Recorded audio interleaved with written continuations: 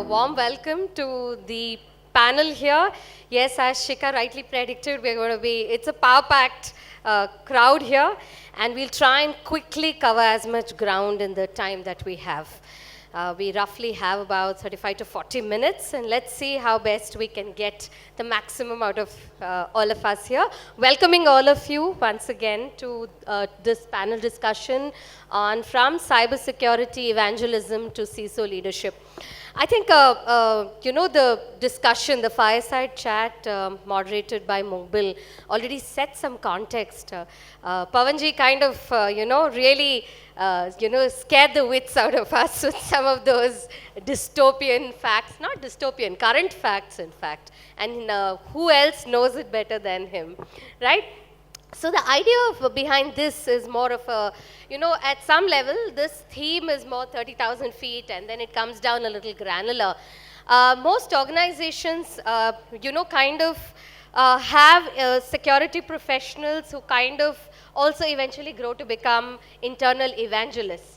And now more recently, thanks to the fact that everything is changing in the cybersecurity space, of course, how do we even miss out the metaverse and chat GPT, the buzzwords of this season. With all of this happening, so much of action happening, now I think the calling for leadership has changed. So, of course, while these things have been discussed before in forums and a lot has been said, we'd like to hear fresh voices, which is the idea is to get more, CISO leadership voices speaking about this topic. So, without further ado, let me jump into this, ask you questions. I break sequences. I don't like sequences. So, since we are here, we'll go zigzag, zigzag.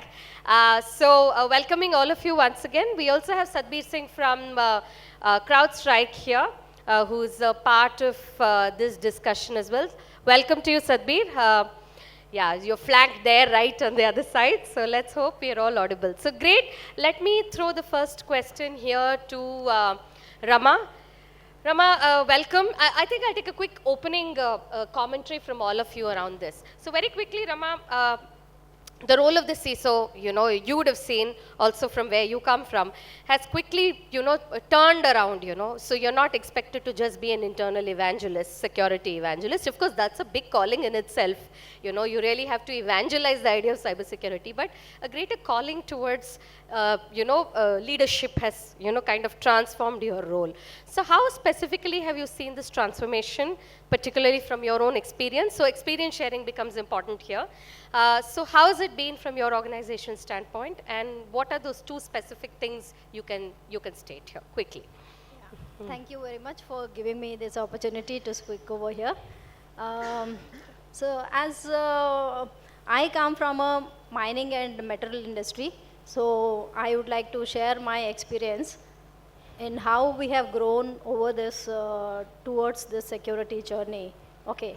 So initially, way back in, if I talk about 20 plus years back, so IT was considered only as a support system, support services, right? So it was never been thought of into this security, or it was not in the main line of the production.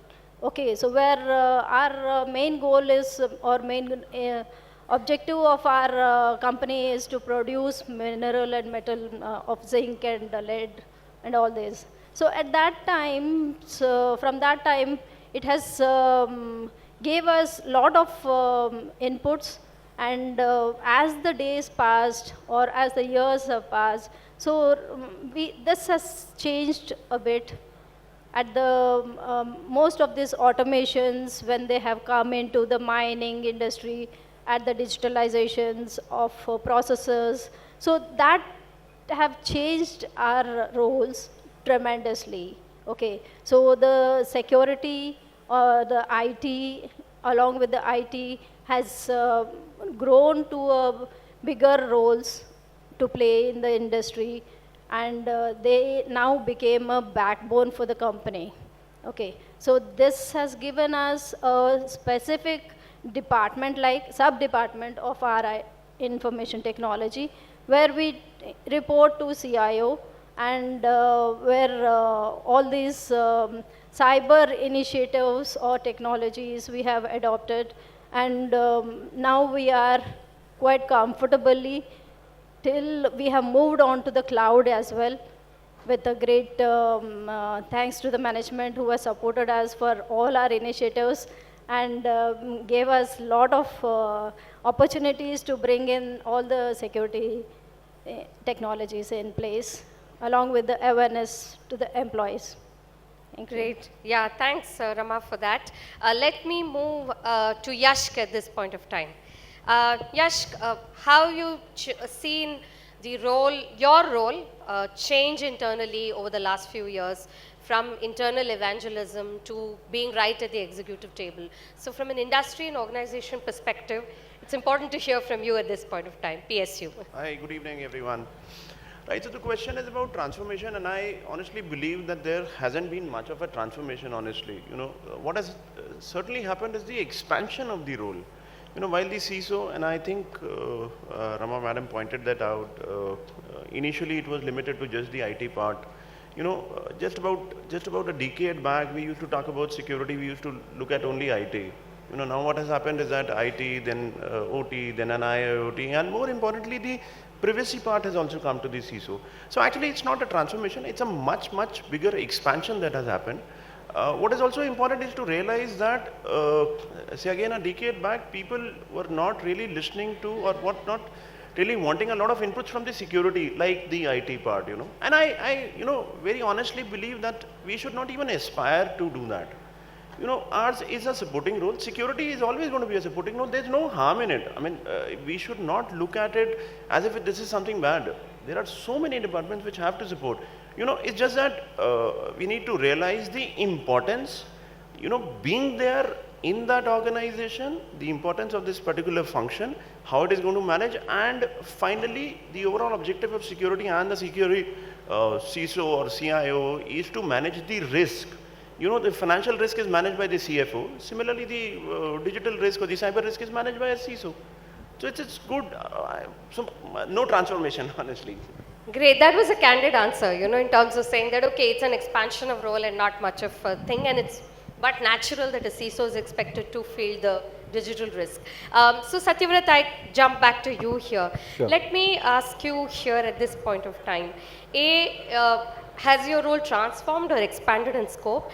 B, cybersecurity skills, if you're looking at your teams internally, are you building that second level of leadership? And at what stage do you identify skills transforming to critical thinking?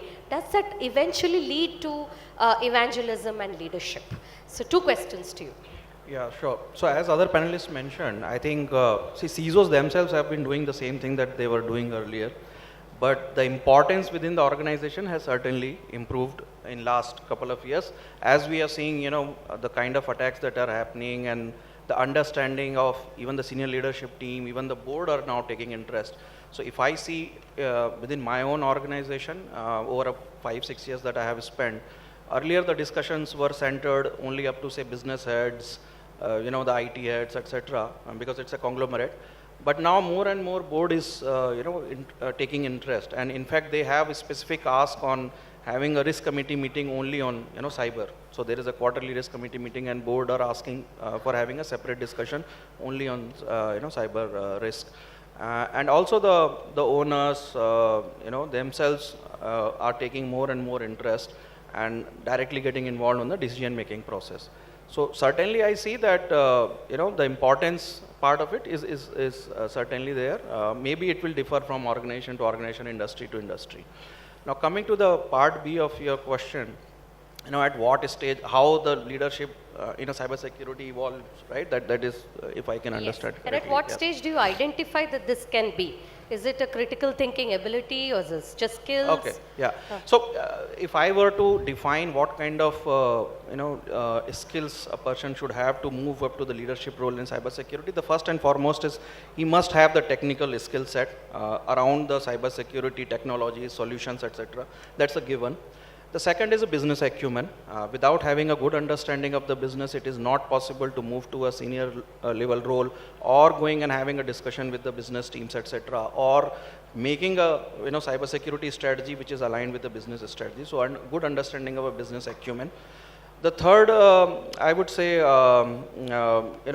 leadership skill, because ultimately if you are becoming a cybersecurity CISO or a senior leader within security function, then you will have a lot of team to manage, and therefore having a good leadership style, team management skill and all that is another area. Fourth would be communication, because it is not just buying and implementing a set of solution, but also trying to communicate to the entire organization what we are doing and why we are doing, and aligning them, right? So these are couple of skills that I would say, and which are really important. At what time we look at these skills? Basically, so every organization, again, I mean it will vary from organization to organization, but in our organization, for example, there is a need to create a layer 2. So every senior leader has to groom somebody below him who eventually can take his role. So typically in GM or AVP kind of a role, we try and start inculcating these kind of skill sets and try to develop that leadership. Sure, Yeah. sure. Nithya, if I were to throw this same question to you, what's your take on this? I think this mic should be fine. Just tap, please, and try speaking. It's not? Okay, maybe we'll pass on the mics. Yeah. Could we pass on, please?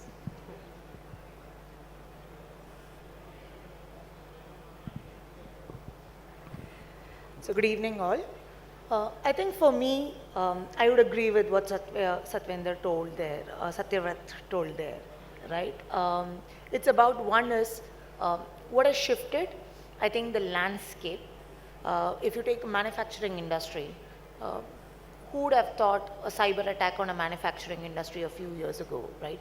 Today, manufacturing is the #1 cyber targeted industry after, obviously, because I think cyber attackers are bored with attacking financial institutions, banks and other things. They have slowly shifted where they thought that the task is easier for them, right?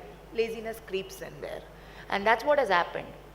And the next thing is, when you look at the shift in what, so one is data is an enterprise asset today.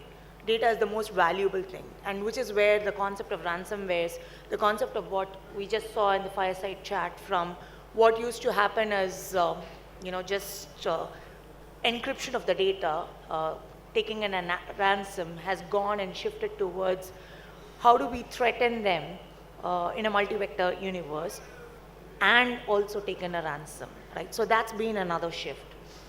Equally so, I think the evolving actors, because IT has now gone into IoT. With the digitization, data is across with the cloud. So that happens with the attack vector and the exposure radius which attackers have.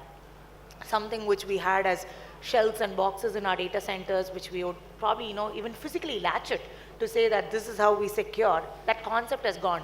We don't even know which place virtually in the world the data exists, in what racks. So the concept of virtualization, cloud and digitization all put together has just made it an open playground for the attackers to attack us. How do we adopt it? How does the skills change? When do we kickstart the right skill? I think I slightly would take an act there. Every person in an organization is responsible for some aspect of cybersecurity. So I come from a marketing organization which sells soaps, shampoos, detergents, and I would look with it and say, we need to market cybersecurity more. We need to influence each and every one of us in our supply chain, whole of end-to-end supply chain, be it our employees and third parties, to say that they are responsible for cybersecurity and what it means to them.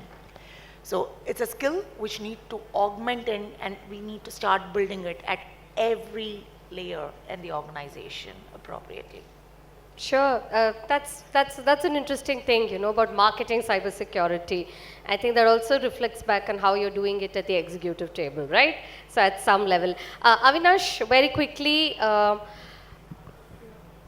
are you as a CISO building the strategic direction for cyber risk and cybersecurity in your organization? Are you giving it, how are you building the strategic direction for it, A? And B, how are you taking it to the executive table in terms of how you're getting out your budgets? So interesting industry, again, manufacturing, as Nithya said, not, people would not expect, at some point, even 5 years ago or 10 years ago, manufacturing was like, okay, more like a closed proprietary kind of a thing. I think that was true for most industries.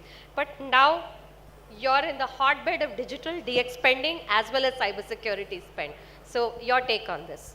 So before going into that area, just being relevant to this topic, moving from cyber evangelist to CISO. So it's a journey, and it's a, I would say, very rewarding journey for any person. So I think to become a champion in cybersecurity, there are verticals you have to champion. You will understand perimeter security, application security, access control, multiple things. And then your journey for the CISO starts. Along with that, learning what you have accumulated in 10, 12, 15 years, the journey of CISO starts from that point. So you should understand each and everything, but at the same time, you should convert that knowledge into business language. You can't afford to be a generalist here, right? Correct. Yeah. So from being specialist to a journalist itself is a journey. And just to let everyone know, I think most of us have taken that journey. And that's the reason we are here and we are able to talk about that. And being a CISO is not only about the technical knowledge, as you just asked, like how we have to take that cyber requirement or budget requirement to management and how we can convince them. And just I'm echoing the same thought from ma'am that being a manufacturing company, it is very difficult. It was very difficult, I would say. But thanks to recent attacks in the peer industries, management has now I would say acumen for cybersecurity, that I can say. They read about cybersecurity. They come up with the suggestions in meeting rather than I telling them that this is what they come up with multiple suggestions that I have read about this tool, that tool, deception technology. I was flabbergasted listening about deception technology from my chairman who is 80 years old.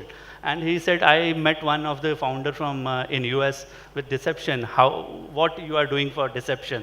I'm like, sir, we have to take a journey to deception. First, let me secure what I can see. Then I'll go for the deception. So that is one part. Even the management is being aware.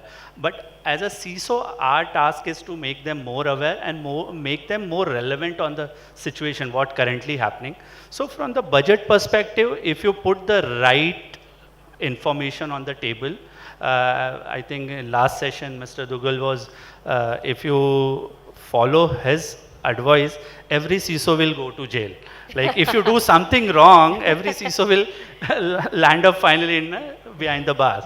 So I'm not very sure how the legislations in India will turn into that direction. But yes, we have to take a very weighted decision, make our management aware about the real situation rather than threatening them with that I need money for otherwise this will happen. No, that should not be the case. So that is one part. Second is the journey beyond CISO as well.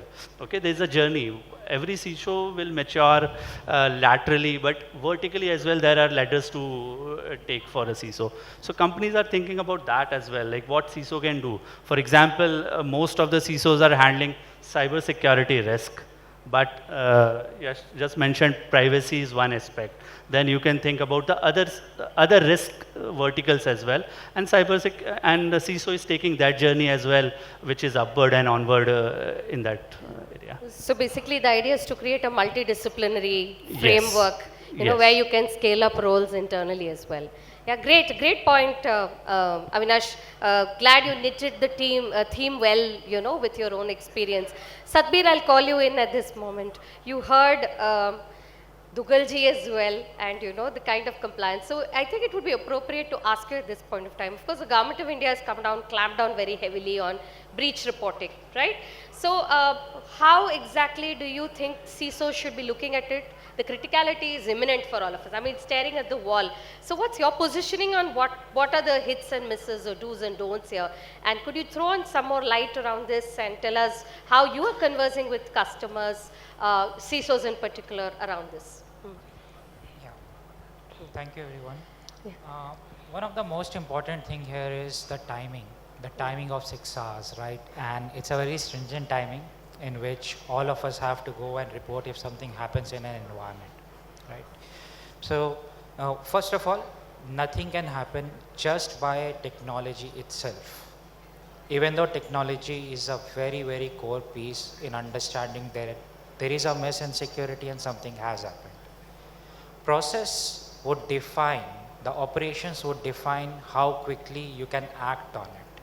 And tools will become one of the most critical piece in that, where it can define how quickly you can understand that problem and rectify it, get to the solution for it. Now, if you look at a traditional landscape or the next generation shocks that we have today, we need to rethink and redefine the metrics of the SOC. The metrics has to come in terms of minutes. It has to come in terms of timing. That will help us to understand how the tools are working. That will help us to go and break the silos. That will go and help us to go and simplify the things. So we need to look into if there is a need to re-architect, or if there is a need to go and look into how within these silos of best of the breed, we can connect the dots together in a very timely fashion. Sure, that was some insight. So I throw back a question here to Satyavrat. You know, there is this whole thing of tying it to business. So cybersecurity is not about just a cybersecurity posture. So it has to marry compliance. Yes. It has to marry business objectives as well. So how exactly are you balancing the ask? Because there are internal stakeholders primarily, and there are external stakeholders also who are partly affiliated to a business, or in many ways fully affiliated to your business. So how are you marrying the two asks? Sure.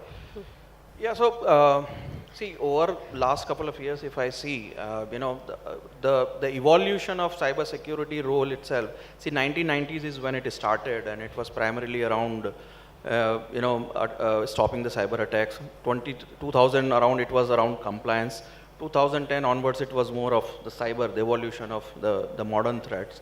And now it is more and more linked to the business. You know, last 4 or 5 years, if I see, after the evolution of this whole digital journey, etc. So in our organization, for example, it is not just about compliance, because we are not really, we are, you know, the entire Godrej is into businesses which are not regulator driven, right? So much of what we do is for the protection of, you know, our own digital assets and data, etc. And therefore, the linking of, you know, cybersecurity objectives or information security objectives with the business is how we drive it internally. And the process starts, you know, on a every year, you know, alignment of the business heads, etc. Whatever that we want to implement, etc., that goes into the business plan. And as an organization, we have simplified it further, because it's a conglomerate. There are, you know, different types of organizations, businesses within the same organization. So we have divided into two parts: the hygiene, which is like, you know, basic, which everybody has to follow, and then there are a specific set of initiatives, strategic initiatives. Like, for example, not every business within Godrej is B2C kind of a business. Only, say, properties or capital is B2C, and therefore anything to do with data privacy, etc., will be focused more towards this, rather than trying to enforce those kind of thing in all other businesses, right? So that is the kind of approach that we have taken, and therefore it is easier to, you know, align with the business and get that kind of go ahead from them. Sure. So Rama, if I pose the question to you, how are you marrying compliance vis-a-vis security posture, vis-a-vis business objectives? How does it work for you? Yeah, in our organization, generally we take care of all this together, because it is basically a metal and mining industry, so we have to go with the business goals. Okay, so cybersecurity also is very important in this digital era. At the same time, business is also very important. So that is where we look into the business value along with the security solutions. So we opt for only those solutions which are complying to our businesses and which are helping them, in fact. Okay, so here I would like to say that any CISO should be concerned with 3 C's. Okay, so what is that? Are the controls which we have. Okay, so the existing controls to be more looked into whether they are working fine or all the hygiene issues as the earlier speakers told. So those are very important. And the next one is the communication. So how good you are at the communication. So especially when you are dealing with the C-suite employees or the board members. So it is very important to communicate in a proper way, in a brief but in a complete way, so in a proper justifications and all that. So at the at the same time, we need to even interact with our third party customers or vendors, so that we can bring in lot of result or the paybacks, whatever we have incurred, so that our organization is secure. At the same time, it is also business value is brought on to. Sure, sure. Yes, I will call you in with two questions. Avinash spoke about, the role beyond the CISO. So effective leadership for you, does it also mean investing in expanded roles and disciplines in your organization? And what percentage of the security budgets per se would you be able to build a case around from your standpoint for expanding your security posture into risk assessment and looking at a larger, more complex or a more, comprehensive, if I may say so, cybersecurity framework? Right, so the question is about budget, right? Expanding the budget also. Correct. I think and roles also, creating roles around that as well. Right, so when it comes to the budget part, it is important to understand that the budget has to be given for a specific purpose. There has to be, and I have had this conversation multiple times wherein the simplistic statement that a CISO or a security practitioner would make is that, no, there is no concept of ROI in security. Why do you talk about budget? Why not? I mean, I cannot just keep on buying everything and anything that is under the sun. Correct. I need to certainly employ or, put some... Is this an internal debate or an external thing that happens? No, external, I don't think so. Externally, anybody would come and question me as to why I'm spending so much, right? This is an internal, and I think this is what the CISOs have to do. The security people who are proposing a solution first need to understand whether that is exactly going to meet the requirements. First of all, the problem has to be there. Most of the times, we buy stuff because it is there in the market. It's not that it is required for me. And I am sorry, there are certain OEMs here who would want to sell just about everything, so many silver bullets. But the point is that... We've already made it clear this forum is open for discussion. Yes, so, it's okay. So the point is that when it comes to budget, I think I really haven't, thankfully the place where I work, I really haven't had this challenge wherein when we had gone with the problem, saying that this is the problem, this is the, the solution that we have, and mind you, the solution for all these cyber problems that we have are technical. Again, there is this conversation that it should be leadership, business, so on and so forth. No, while the problem might be bigger, the solution is only technical. Therefore, you necessarily have to invest in the technology. Unfortunately, at times technology falls behind what the attackers are doing. That's how that is where the leadership quality of anticipation of a CISO comes in. So you plan these security solutions, anticipating as to what is going to happen. Budget, yes, keep in mind there is a certain limitation. There should not be an endless budget, because then I don't really end up with a good solution. I end up with so many things we're not talking to each other. And when it comes to expansion of the roles, I have already mentioned again, it is, and one last point on this, it has to be a technical role only. Till such time we have very intelligent people working on computers and doing just about everything, it's always going to be technical. The problem might be business, the solution is technical, we have to be technical. All the solutions that we are buying, everyone who is here today is a technical person. That speaks a lot about what the CISO are doing, what they are buying, right? Absolutely. There are two ways about it. I would agree. 100. Yes, Avinash, please. Yeah, just to continue what you're actually saying, whatever investment we have done in security, we might not show the business level ROI, but at the same time, there should be something quantifiable. Okay, the way we have to show the risk, not in the form of traffic light, red, amber, green, or high, low, medium.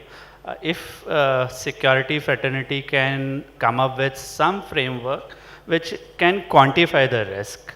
So how secure my laptop is, or how secure my network is, or how secure my printer is, to be very honest. So if we can come up with something which can weigh that risk, and if that is a standard, I'm not talking about there are tools in the market, they say that we do the quantification, agree. But whether that's the right quantification, that is your quantification. But I can create a similar thing in Excel and say that this is my quantification. But something standard in the industry which is accepted worldwide, and if something of that sort can come in the market, and that will solve the problem of ours, where we can show that this is the percentage of security and this is the gap, this much amount is needed to patch this particular gap. Those kind of language I'm talking about. Absolutely. This is an interesting reverse CTA for, the vendors here. Thanks for that, Avinash. Thanks so much. Nithya, very quickly, my question to you before I invite Satbir also is, if I have to really look at what you would do differently if from a CISO leadership perspective, over a window of the next 12 months, what's that one thing you would do differently? I think applying the cybersecurity principles to align with the business goals, communicate better with the business in their language. So that's where slightly I had a build on what my friends here, Yash and Avinash, told, is if there is a ROI which we are speaking from a technical language, it doesn't always associate with the business. They don't understand security. But the best metric to show them is how many number of incidents or attacks we would have probably had, and how are we staying resilient to all of these attacks. That's something the business would understand. If they have not been successfully attacked, that's the biggest ROI a business is going to get in today's world with the numerous cyber attacks. With a simple click of a button, right? A phishing email could cause havoc. That's the biggest ROI, and that's where we align with the business to protect them and continue. Sure, thanks for that. Satbir, I'll call you in, for your observations. You heard, a lot of things. You heard Avinash as well in particular. Do you have a rejoinder to that, to what he said, in terms of asking for something quantifiable? If not an ROI, I think if it's a value quantifiable, because believe me, I would agree with him. If we are not quantifying or metricizing something we are putting our time, effort and money into, then it then becomes, we really are grappling in the air. So could you give a perspective around that before we kind of wrap up the discussion? Yeah, so when we talk about quantification of the risk with the security which is there in place, it's something which changes environment to environment, and it's something which is very personal to the organization based on the business that you are in, right? I feel that as a CISO, you guys have done an excellent job when it comes to looking into the risks which are there within the environment by covering those risks with multiple tools and operations and processes which are out there. There is a new technologies which are bubbling up now in the industry, which says that it's not just important to look into the risks which are there inside your environment. There are so many gaps which are out there which threat actors, adversaries are looking into at the moment, and they try to come inside with that. So it's not just emails, it's not just links. So many times there are different projects which are going on in an environment, either as a test bed, either we started some process and we forgot about that process, and there's a server system which is still active, and the management is not aware of it. The tools are not reporting these, right? We call it in our world as a digital footprint of that organization. The digital footprint that an attacker can see when they go and scan over the internet, right?